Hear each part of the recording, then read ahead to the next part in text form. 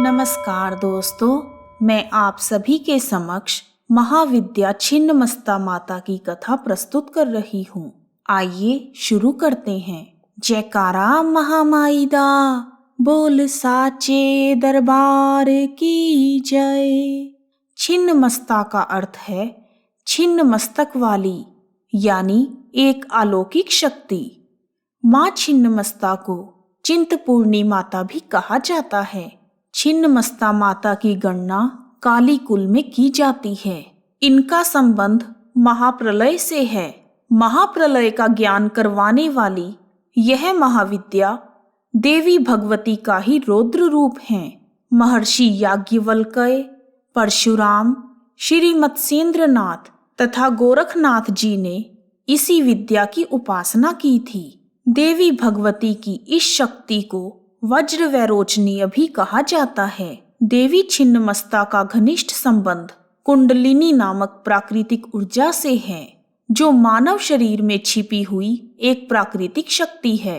जिस प्रकार माँ छिन्नमस्ता अपना ही रक्त पीकर सबल रहती हैं, ठीक उसी प्रकार जीवों में विराजमान कुंडलिनी शक्ति उनके स्वयं के रक्त से ही पोषित होती है।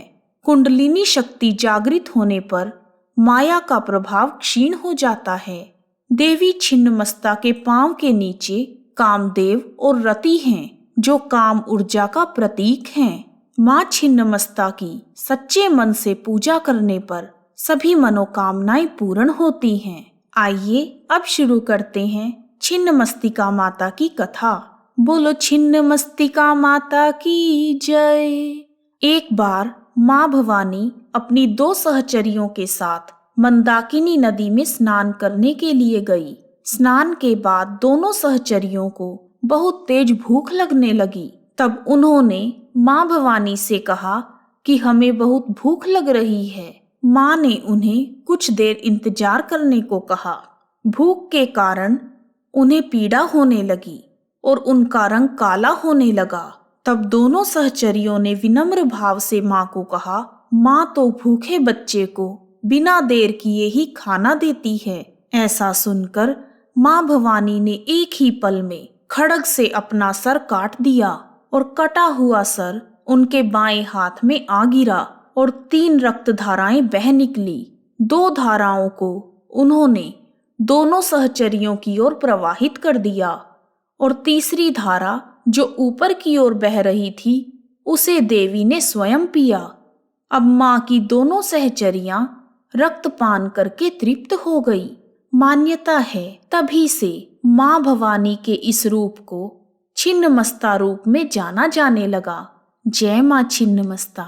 मार्कंडेय पुराण के अनुसार जब चंडी ने राक्षसों को घोर संग्राम में पराजित कर दिया, तब उनकी 2 योगिनियां जया और विजया युद्ध के बाद भी रक्त की प्यासी थी। उन्होंने माँ से कहा कि हम दोनों को बहुत भूख लगी है। तब माँ ने उनकी भूख को शांत करने के लिए अपना सर काट दिया और अपने खून से उन दोनों की प्यास बुझाई। तभी तो माँ अपने कटे हुए सिर को अपने हाथ में पकड़े हुए दिखाई देती हैं। उनकी गर्दन से निकल रही रक्त की धाराएं उनके दोनों तरफ खड़ी हुई 2 योगिनियां पी रही होती हैं। आइए अब जानते हैं माँ छिन्नमस्ता की पूजा विधि। ब्रह्म मुहूर्त में उठकर स्नान व ध्यान से पवित्र होने के बाद हाथों में लाल पुष्प लेकर माँ को अर्पित करें और देवी छिन्नमस्ता के मंत्र प्रचंड चंडिका वक्ष्ये सर्व काम फल प्रदाम यस्या स्मरण मात्रेण सदा शिवो भवेन्नर का जाप करते हुए माँ का ध्यान करें और ध्यान करने के बाद माँ छिन्नमस्ता की कथा सुने। गुप्त सिद्धि के लिए माँ दुर्गा की 10 महाविद्याओं में छिन्नमस्ता माता छठी महाविद्या है। माँ छिन्नमस्ता सभी प्रकार की चिंता, कलेश, दुख और कष्टों को हर लेती हैं। इनकी कृपा से विशेष सिद्धियां प्राप्त होती हैं। माँ छिन्नमस्ता की महिमा अपरंपार है। आइए अब जानते हैं माँ छिन्नमस्ता के प्रमुख मंदिरों के बारे में। छिन्नमस्ता देवी का एक प्रमुख मंदिर झारखंड में स्थित है। यह मंदिर दुनिया का दूसरा सबसे बड़ा शक्तिपीठ माना जाता है। रजरप्पा के भैरवी भेड़ा और दामोदर नदी के संगम पर स्थित यह मंदिर लाखों लोगों की आस्था से जुड़ा हुआ है। यहाँ केवल माँ छिन्नमस्ता का ही नहीं बल्कि शिव मंदिर, सूर्य मंदिर और बजरंग बली सहित 7 मंदिर मौजूद हैं। इस मंदिर से जुड़ी हुई माँ छिन्नमस्ता की कथा इस प्रकार है। एक बार पूर्णिमा की रात को राजा दामोदर शिकार की खोज में निकले। वो भैरवी नदी के संगम स्थल पर पहुंच गए। जब राजा दामोदर विश्राम कर रहे थे तो उन्होंने स्वप्न में लाल वस्त्र पहने हुए तेज मुख वाली एक सुंदर कन्या को देखा। उसने कहा, हे राजन, संतान न होने के कारण इस आयु में तेरा जीवन सूना लग रहा है। अगर तू मेरी बात माने तो तेरी रानी की गोद हरी हो जाएगी। तभी अचानक से राजा की आंख खुल गई। वह इधर उधर भटकने लगे। इसी दौरान सपने में दिखी हुई कन्या राजा के सामने जल के अंदर से प्रकट हुई। वह अलौकिक रूप वाली थी। उसे देखकर राजा भयभीत हो गए। कन्या ने राजा से कहा, हे राजन, मैं छिन्नमस्तिका देवी हूँ। मुझे कलयुगी मनुष्य नहीं जानते। मैं इस वन में बहुत वर्षों से गुप्त रूप में निवास करती हूँ।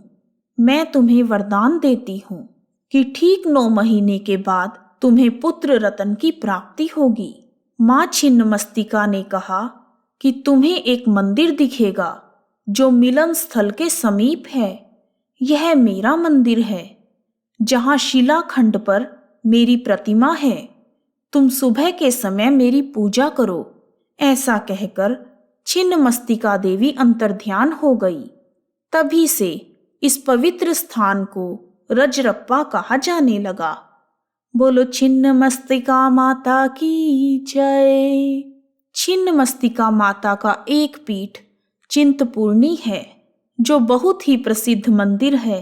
चिंतपूर्णी माता के दर्शन मात्र से ही मनुष्य की सभी चिंताएं दूर हो जाती हैं तथा पुत्र, धन, धान्य, सुख, समृद्धि की प्राप्ति होती है।